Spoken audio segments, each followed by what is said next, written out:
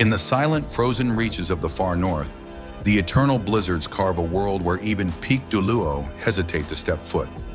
Yet within this realm of absolute cold, a single figure reigns supreme, Shui Di, the Snow Empress, born not of flesh and blood, but from the purest ice elemental essence between heaven and earth.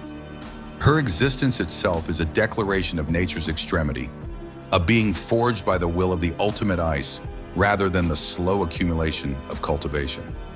From the moment of her birth, she stood at a height no ordinary soul beast could ever reach, embodying power in its most primal form.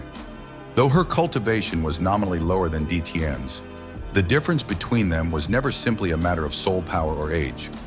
Tian's strength stemmed from the legacy of the Dragon God, a mighty heritage that allowed him to dominate the Stardew Great Forest for hundreds of thousands of years. His power grew through time, battle, and the evolution of bloodline. Shui Di's power, however, was a different concept entirely. She was the incarnation of ice itself.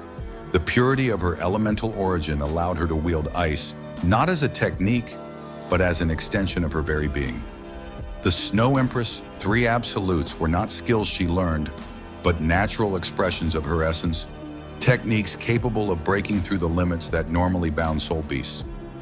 What truly elevated her confidence was not herself alone, but the unity she later formed with the Ice Empress. When the two emperors of ice combined their powers, they performed a fusion technique capable of exceeding their cultivation realms.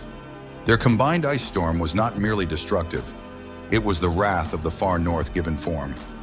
This astonishing force was powerful enough to threaten even Tian, who had already stepped half a foot into the demigod realm.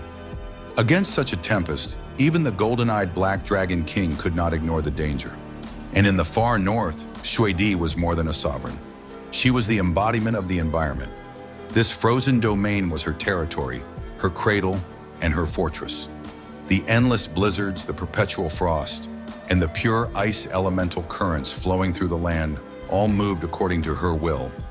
Here she could mobilize the power of heaven and earth more freely than any human soul master, gathering vast amounts of elemental ice into traps, barriers, and fields that layered the battlefield in her favor. Tian, for all his might, was a creature of the Stardew Great Forest.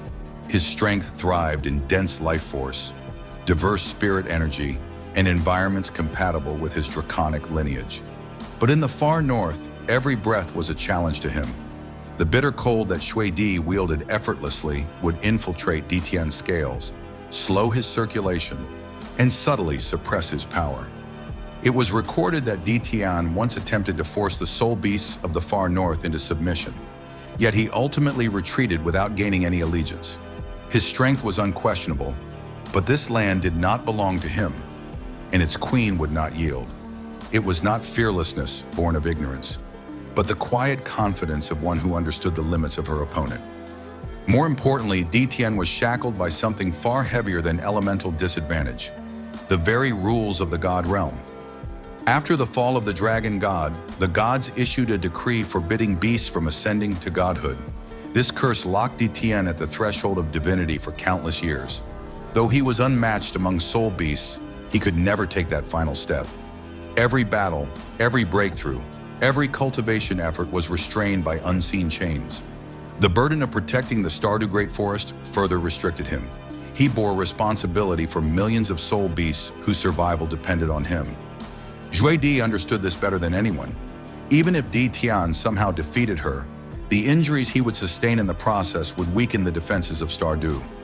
Once their guardian faltered, human soul masters would descend upon the forest, hunting its inhabitants without mercy. Tian could not afford a Pyrrhic victory. He could not afford recklessness. But Shui Di could. She bore no such burden.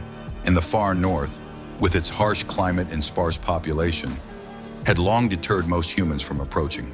She could fight without restraint, without fear of exposing her people. This imbalance of pressure was a weapon in her favor, one Tian could never counter. And fate had prepared an even greater transformation for her. After becoming Huo Yuhao's first soul spirit, Shui Di's path diverged from that of ordinary soul beasts entirely. Her consciousness fused with Yuhao's spirit, allowing her to draw on the cultivation breakthroughs he achieved. Limit Douluo, and later the inheritance of the god of emotions? When Yuhao ascended, Shuidi received Ai's emotional power, merging the laws of emotion with her ultimate ice. Her strength was no longer bounded by the realm of soul beasts at all. For the first time, a being of pure elemental origin touched upon divine power through the emotions of a human god. With this, she gained the ability to influence even Tian's mental and emotional state during battle. For a warrior whose heart carried the weight of his race, emotional disturbance was a deadly weakness. Beyond all external power, however, lay the deepest source of her fearlessness, her pride.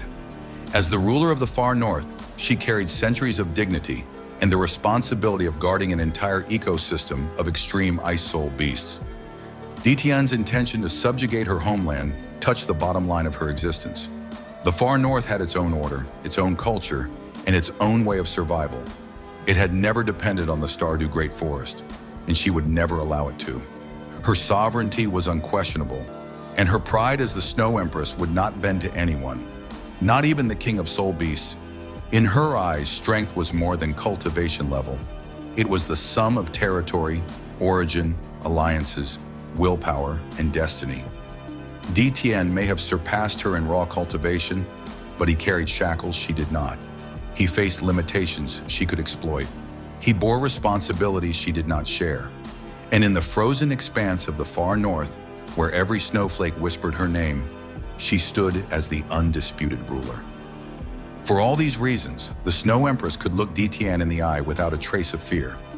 Not because she underestimated him, but because she understood herself and him perfectly. And so, the tale of the Snow Empress and her fearless defiance draws to a close. In a world where cultivation ranks so often define destiny, Shuidi proved that origin, environment, will, and pride can reshape the balance of power. Her strength was never measured solely by levels or age, but by the purity of her birth, the unity of the far north, and the unyielding resolve carved into her very soul. Against the golden-eyed Black Dragon King, she stood not as a lesser opponent, but as a sovereign defending her throne. If you enjoyed diving into the hidden depths of Soulland's lore, don't forget to like the video, subscribe, and hit the notification bell so you never miss another deep analysis. Your support helps bring more stories, more mysteries, and more legends to life. Thanks for watching, and I'll see you in the next one.